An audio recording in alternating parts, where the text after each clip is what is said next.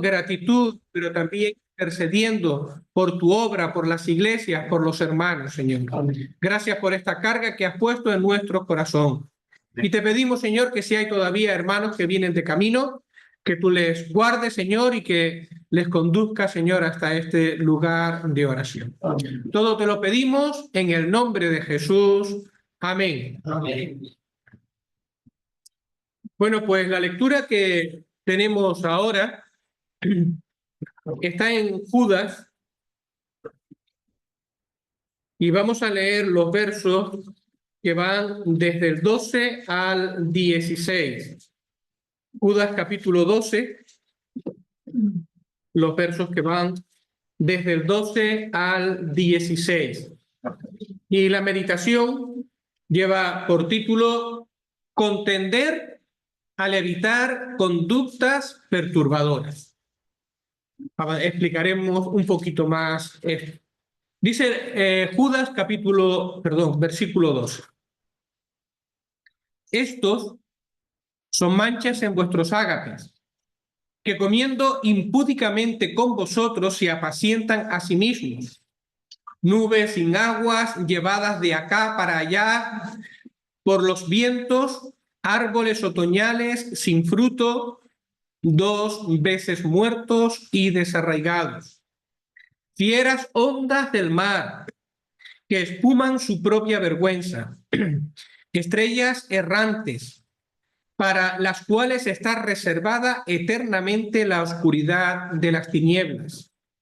De estos también profetizó Enoc VII desde Adán, diciendo: He aquí, vino el Señor con sus santas decenas de millares para hacer juicio contra todos y dejar convictos a todos los impíos de todas sus obras impías que han hecho impíamente y de todas las cosas duras que los pecadores impíos han hablado contra él. Estos son murmuradores, querellosos, que andan según sus propios deseos, cuya boca habla cosas infladas, adulando a las personas para sacar provecho. Empezamos con una pregunta. ¿De dónde vienen los enemigos de la fe? ¿De dónde vienen los enemigos de la iglesia?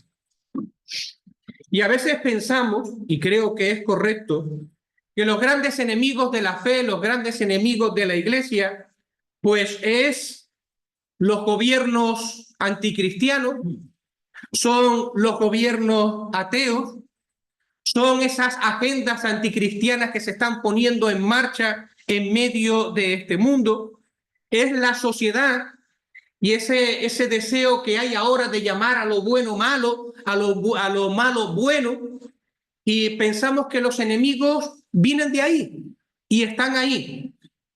Y es cierto, pero Judas nos recuerda también algo muy importante que posiblemente tendemos a olvidarlo. Y es que el enemigo más peligroso es el que está dentro. El que surge de dentro mismo de las filas del cristianismo o de dentro mismo de las iglesias. Los primeros, los que hemos nombrado, los gobiernos, las agendas y todas estas cosas por las cuales estamos tan preocupados, ciertamente son enemigos poderosos y posiblemente sean más brutales, sean más violentos, sean más crueles, sin ningún tipo de escrúpulos por el daño que puedan hacer. Pero estos segundos, los que salen de dentro, posiblemente sean los más destructivos y posiblemente sean los más dañinos. Miren, hay cristianos sinceramente preocupados por los tiempos de persecución que se pueden desatar en contra de la iglesia y de los creyentes. Y en ese afán por adelantarse a los acontecimientos, porque es cierto que esas cosas van a suceder y están sucediendo en algunos lugares de este mundo, pues ellos han preparado manuales de supervivencia en caso de persecución. E incluso hablan acerca de programas de capacitación, bien para los líderes, bien para los creyentes en particular, para que sepan cómo comportarse y qué cosas hacer o no hacer si se desata una persecución en medio de nosotros. Hay otros creyentes que ante esos peligros pues han optado por formar grupos de presión, quizás algún partido político, asociaciones que actúen legalmente, que estén constantemente denunciando. De esta manera se trata de frenar o de intentar que esas cosas no se apoderen totalmente de la sociedad y que no actúen en contra de los cristianos o en contra de la iglesia. Y bien, no tenemos nada que decir en principio en contra de eso. Pero, ¿y de estos segundos enemigos? De los de dentro, ¿cuáles son las acciones que estamos tomando? ¿Cómo nos estamos preparando? ¿Cómo se están equipando las iglesias? ¿Cómo se están preparando los jóvenes para enfrentar a estos manipuladores, tergiversadores de la verdad de Dios que salen desde dentro y que corrompen desde dentro? Bueno, pues precisamente el título que tiene la meditación o el devocional de hoy hace referencia a esto y habla acerca de la necesidad de contender. Contender ya lo hemos dicho prácticamente en todas las reuniones y tiene que ver con defender de manera valiente la fe. ¿Vale? Contender, y ahora dice, también se contiende evitando o previniendo estas conductas que surgen dentro de la iglesia y que tanto daño pueden hacer. Contender al evitar conductas perturbadoras. ¿Saben de dónde han surgido las enseñanzas que cuestionan la inspiración de la Biblia? ¿Sabes de dónde han salido las enseñanzas que cuestionan el nacimiento virginal del Señor Jesucristo, su divinidad, los milagros, la muerte expiatoria, la resurrección, la ascensión, la segunda venida del Señor Jesucristo a este mundo? ¿Sabe de dónde ha surgido el universalismo? Esa doctrina que enseña que todos somos hijos de Dios y por lo tanto todos somos salvos. Más tarde o más temprano todos nos veremos allí en el cielo. ¿Sabe de dónde han surgido? No han surgido de los gobiernos ateos, ni tampoco han surgido de gobiernos anticristianos. No, esas cosas han surgido desde dentro, desde personas que se llamaban cristianos y que estaban dentro de las iglesias. Judas dice en el versículo 4, y sobre esto meditó ayer el hermano Josué, dice, porque algunos hombres han entrado encubiertamente, desde dentro, han entrado encubiertamente. Y sí, hace referencia a esas personas que con disimulo y sin que nadie los vea, al final han logrado pasar por cristianos y están ahí entre nosotros. Pero a veces no hace falta que sean de los que vienen de fuera y que logran entrar y pasar por uno más, sino a veces son cristianos de segunda generación, son cristianos de tercera generación, son cristianos que se han criado en la gracia, en el conocimiento del evangelio, de las verdades bíblicas, que pasan por creyentes, por eso están dentro. Pero como dice también el apóstol Pablo, no recibieron nunca el amor de la verdad para ser salvos. O, como dice Judas, no tienen al Espíritu Santo. Por lo tanto, es una realidad que tenemos que enfrentar, que muchas veces el enemigo está dentro. El enemigo está dentro de casa. El texto de hoy, los versículos que hemos leído, hacen una descripción visual, como un PowerPoint de la época, ¿verdad?, de tales personas y de sus características. La exposición de hoy se centra especialmente en el contenido del versículo 12 y del versículo 13. para describir a estas personas frente a las cuales tenemos que estar atentos. Mira lo que dice el versículo 12. Estos que han entrado, que han pasado por creyentes, vengan de fuera o estén dentro porque nacieron. Dice, estos son manchas en vuestros ágapes, que comiendo impúdicamente con vosotros se apacientan a sí mismos. Nubes sin agua, llevadas de acá para allá por los vientos. Árboles otoñales sin fruto, 2 veces muertos y desarraigados. Fieras ondas del mar que espuman su propia vergüenza. Estrellas errantes para las cuales está reservada eternamente la oscuridad de las tinieblas. ¿Se dan cuenta qué imágenes tan gráficas? Merece la pena, bueno, es necesario, vamos a hacerlo, pararnos brevemente en cada una de estas imágenes. Mira, a pesar de la apariencia afable que estas personas puedan tener, a pesar de las palabras aduladoras que estas personas puedan utilizar, a pesar de lo atractivo que pueda parecer sus enseñanzas, Judas dice que tales personas, en primer lugar, son manchas en vuestros ágapes. Los ágapes, sabemos lo que se refiere, tenemos un vocabulario cristiano y sabemos que ágape se refiere a las comidas de amor que celebraban los primeros creyentes. Eran tiempos fraternales, tiempos de comunión, tiempos donde los creyentes se sinceraban unos con los otros, donde compartían, se mostraba la intimidad entre los creyentes. Un tiempo que muchas veces precedía a lo que después era la celebración de la mesa del Señor o de la Santa Cena. Así que los ágapes era algo realmente hermoso dentro de las primeras comunidades y tienen que serlo también entre nosotros. Y sabemos lo que son las manchas y sabemos cuáles son las consecuencias de una mancha, ¿vale? Una mancha es algo que afea algo hermoso, lo echa a perder.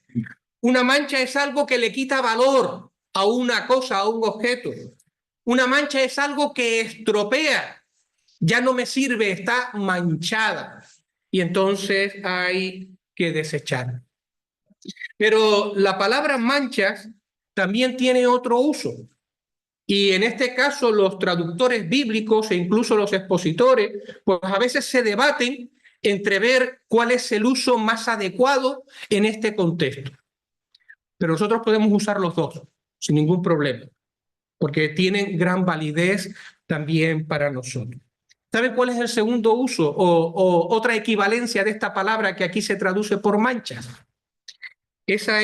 La otra es piedra oculta, haciendo referencia a la piedra que está debajo del mar y no se ve, a los arrecifes, a los escollos que están debajo del agua.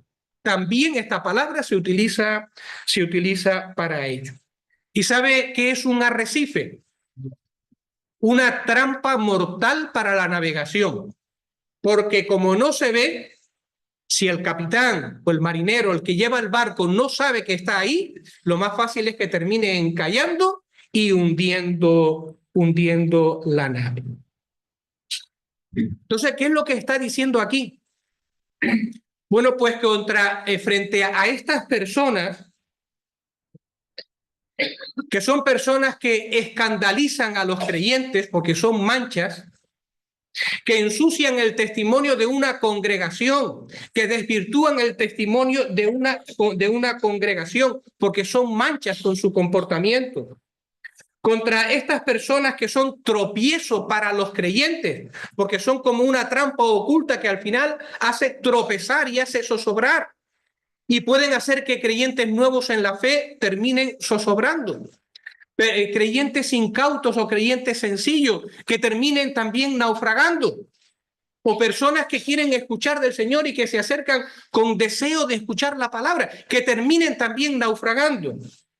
Bueno, pues el apóstol está diciendo aquí, o en este caso Judas, está diciendo aquí que hay que actuar en contra de ellos. Son un tropiezo, son una mancha, son por lo tanto un peligro. En segundo lugar, nos está diciendo, a pesar de la apariencia afable y de sus palabras aduladoras y de lo atractivo de sus enseñanzas, tales personas son nubes sin agua, llevadas por los vientos de un lugar al otro. Y ahora la imagen es del agricultor que está mirando el cielo, anhelando el agua porque su cosecha lo necesita y está entusiasmado porque ve que hay nubes que parecen de lluvia que se están acercando. Y cuando viene, el viento las disipa o se las lleva de un lugar a otro. Y entonces hay una gran decepción con respecto a esa situación, una gran decepción para el agricultor. Y esto se repite una vez y después se repite otra vez.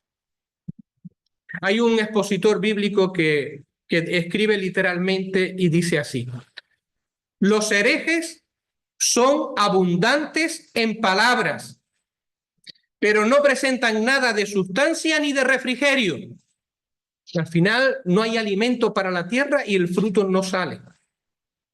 Y esto es una referencia a ese carácter mentiroso que tienen estas personas que se hacen pasar por creyentes y que desde dentro hacen daño al testimonio y al evangelio. Otra imagen gráfica que utiliza aquí el apóstol y nos dice, a pesar de la apariencia afable, a pesar de las palabras aduladoras, a pesar de lo atractivo de las enseñanzas, ellos son árboles sin fruto. Árboles sin fruto. Es más, dice árboles otoñales sin fruto. Vale, abro un pequeño paréntesis. ¿Por qué dice árboles otoñales? Bueno, pues algunos piensan que precisamente el otoño sería la última etapa del año para dar fruto, ya después viene el invierno y se acaba el año. Entonces hay hermanos que relacionan, y creo que con sabiduría, esta epístola de Judas con los tiempos finales y los tiempos de apostasía. También se llama la atención en que en el caso de de Pedro, pues a veces hablan de que hay que tener cuidado porque entrarán lobos rapaces, porque vendrán maestros y hablan en futuro. Pero aquí Judas está hablando en presente y dice, estos están dentro y están entre vosotros. Así que árboles otoñales también puede ser una manera de hacernos conscientes de que estamos en los últimos tiempos. Y entonces hay una gran apostasía dentro de la iglesia.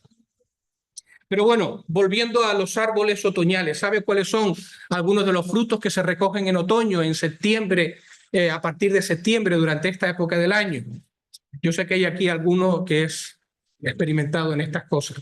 Pero bueno, estaba leyendo que son el granado, la granada, la manzana, las peras, ciertos tipos de mandarina, también los frutos secos como el almendro. O sea, son árboles que suelen dar su fruto durante esa época del año. Pero ¿qué pasa si llega el tiempo y transcurre el otoño y ese árbol no ha dado fruto? Y a veces no pasa una vez, sino pasa 2 veces o más. Bueno, pues que lo más probable es que al final el agricultor decida desarraigarlo, quitarlo y plantar otro árbol que dé fruto en su lugar.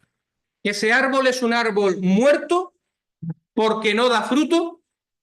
Es un árbol muerto porque después, cuando es desarraigado, además se seca. Y lo más probable es que ese árbol o esa madera seca que no sirve ya termine en el fuego. Bueno, pues estas personas, a pesar de su apariencia y a pesar de sus palabras, son personas que no tienen fruto y no pueden tener fruto porque realmente no conocen al Señor y no pueden proveer de un sano alimento. Y el final de estas personas, si no se arrepienten, será el juicio eterno de Dios. Bueno, a pesar de su apariencia afable, de las palabras aduladoras y de lo atractivo de sus enseñanzas, dice Judas que estas personas son fieras olas que espuman vergüenza.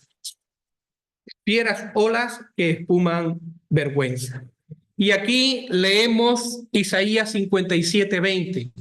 A ver, en todos los ejemplos anteriores hay versículos, muchos de ellos tomados en el Antiguo Testamento, pero por el tiempo no los estamos mirando. Isaías, ahora sí, Isaías, capítulo 57 y versículo 20.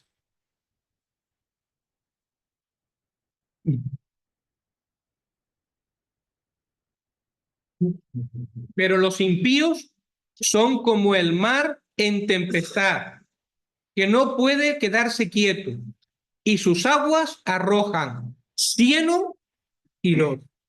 Y sus aguas arrojan cieno y lodo. ¿Qué son estas personas al final? ¿Qué es lo que queda de ellos? Que realmente no conocen a Dios y que se atreven incluso a blasfemar de Dios. Bueno, pues al final lo que arrojan, la espuma que llega a la playa, es la impiedad, la impiedad y la suciedad que hay en sus corazones. Los detritus de sus corazones. Eso es al final lo que queda en la orilla del mar. ¿Y qué hacemos cuando el agua se acerca sucia a la orilla? ¿Y qué hacemos cuando la espuma que llega a la playa es una espuma amarilla y maloliente? ¿Y qué hacemos cuando el agua del mar, cuando se acerca a la playa, lo que arroja es el piche? Apartarlo y evitar que ese agua de alguna manera pueda tocarnos y pueda afectarnos. Es la misma actitud que debiéramos tener con tales personas. Y por último, a pesar de su apariencia afable y sus palabras aduladoras y lo atractivo que puedan resultar sus enseñanzas, dice Judas, que son estrellas errantes. Estrellas errantes. Y bueno, en este caso me tuve que ir a internet. ¿Por qué? Pues porque habría que entender cómo veían los cielos, en este caso los antiguos griegos y los antiguos romanos. ¿Cuál era la manera de entenderlo? Entonces, esto no está escrito atendiendo a la ciencia de hoy y al conocimiento de hoy, sino al conocimiento que había en aquella época. Y yo, que tampoco sé mucho de astronomía, pues me tienen que perdonar si no consigo explicarlo bien, pero de manera sencilla. Los antiguos llamaban estrellas a todo lo que había en el cielo. Todo lo que había en el cielo eran lucecitas y por lo tanto eran estrellas. No hacían las distinciones que hace la astronomía en el día de hoy. Y cuando hablaban de todas esas estrellas, ellos distinguían dos clases de estrellas. Hablaban de estrellas fijas, que eran aquellas estrellas que de alguna manera forman lo que nosotros miramos arriba y es el firmamento, que tú te acercas cada noche y ves que están en el mismo lugar, que están en la misma posición. En realidad se están moviendo, pero como se mueven como un conjunto, pues tú siempre las ves en la misma posición y las puedes medir y puedes hacer cálculos con respecto a ellas. Y después hablaban de las estrellas errantes. Y las estrellas errantes eran estrellas, utilizando el vocabulario de la época, que se movían delante de ese escenario, que es el universo, que es el firmamento. Y eran en este caso estrellas que seguían su propia pauta, que no se movían con el conjunto. Entonces tú te levantabas cada día y los veías en un sitio diferente. Vale, esas estrellas errantes son lo que hoy se conocen como planetas. ¿Vale? Son hoy los planetas. Vale, más o menos, no sé si me han entendido. Pero, ¿cuál es la consecuencia? Pues la consecuencia es que esas estrellas errantes, esos planetas, que no tenían una fijeza en el cielo al modo que ellos lo entendían, como las estrellas, la Osa Mayor, la Osa Menor, etcétera, etcétera, no le servían al viajero. No eran útiles para conducirte. El marino no podía mirar al cielo y fijarse en ese tipo de estrellas, sino tenía que fijarse en el firmamento, en aquello que llamaba las estrellas fijas. Bueno, pues es una conclusión también evidente. ¿Qué va a traer para nosotros la compañía de este tipo de personas que son llamadas aquí estrellas errantes? Pues esas personas no llevan un rumbo recto en sus vidas y por lo tanto no nos van a hacer ningún bien. Nos van a desviar del camino, no pueden ser puntos de referencia y nos pueden llevar al desastre personal y pueden llevar a la iglesia también al desastre. Por lo tanto, es conveniente apartarse de los tales. Y para terminar, porque los hermanos cuando escriben en el día de hoy, si lo han leído, llega un momento al final que dice, conocer estas cosas no es suficiente. Necesitamos tomar medidas con valentía. Debemos de hacer algo con valentía. Al principio preguntábamos o decíamos, ¿y qué está haciendo la iglesia o qué estamos haciendo para prevenir este foco de tensión, de destrucción de la sana doctrina, de las iglesias, del testimonio que se produce desde dentro? ¿Qué estamos haciendo? Bueno, pues más o menos haciendo un poquito de orden con lo que los hermanos escriben aquí, y teniendo como trasfondo Judas los versos 20 al 23, habrá algún hermano que tenga que tratarlos, no sé si mañana o pasado mañana. Pero estos hermanos dicen cosas como esta que me parece interesante. En primer lugar, no tenemos que confundir el amor de Dios con la sensiblería. ¿Qué quieren decir con esto? Bueno, pues que a veces en el nombre del amor nos negamos a tomar decisiones fuertes o contundentes con respecto a cierto tipo de personas. Pero claro, se nos invita a que reflexionemos. A este tipo de personas que destruyen el testimonio, que manchan el testimonio, que blasfeman en contra de Dios, incluso con sus enseñanzas, son personas que ya han sido juzgadas por Dios. Y si han sido juzgadas por Dios, entonces también nosotros tenemos que tomar acciones en contra de ellas para preservar el testimonio y preservar el buen funcionamiento de la iglesia. Si no se arrepienten, esas personas, ¿verdad?, pues serán condenadas. En segundo lugar, la necesidad de la oración y de la paciencia. ¿Qué significa esto? Bueno, pues que tengamos que actuar con contundencia, no confundiendo amor con sensiblería.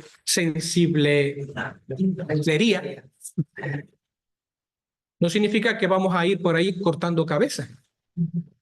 Y no significa que tenemos que andar ahí con fanatismo, destrozando todo lo que hay a nuestro alrededor. Eso significa que tiene que haber un ejercicio espiritual, un ejercicio de oración, un ejercicio de dependencia del Señor, que nos permita evaluar a través del Espíritu y a través de la palabra cada situación, para de esa manera poder actuar, preservando la unidad, preservando el amor, preservando a los creyentes más tiernos para que no sean escandalizados o sean dañados. Es decir, es un ejercicio que hay que hacerlo en dependencia del Señor, pero que hay que hacerlo. En tercer lugar, dice estos hermanos, una conducta intachable. Si tenemos que poner orden, si tenemos que enfrentar estas situaciones, también nosotros, con temor delante de Dios, tenemos que examinarnos y tener una buena conducta.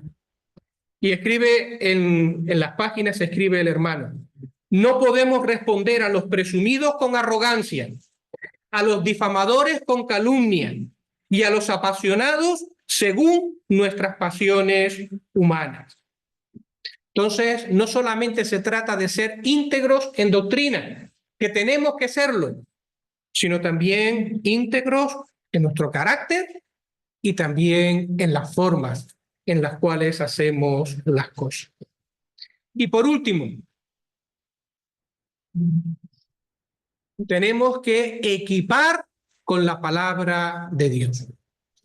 Equipar con la palabra de Dios. El versículo 20 dice, pero vosotros, amados, edificándoos sobre vuestra santísima fe, orando en el Espíritu, y sigue, edificándoos en la santísima fe, o sobre la santísima fe. ¿Son necesarios en la iglesia los mensajes de aliento? Sí. ¿Son necesarios en la iglesia los mensajes de consuelo? Sí. ¿Son necesarios en la iglesia las exhortaciones? Sí. Pero también tiene que haber un tiempo de sana enseñanza.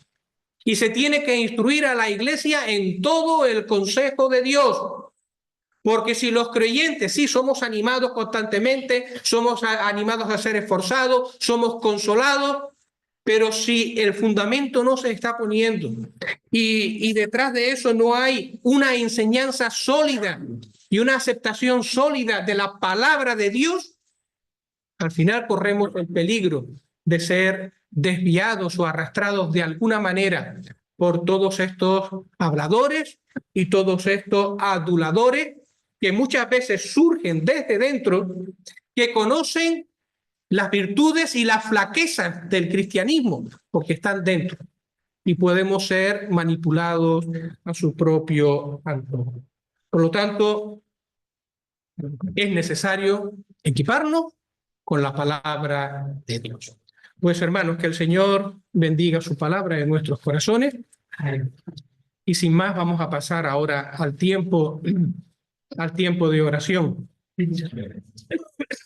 En la pantalla pues van a ir apareciendo algunos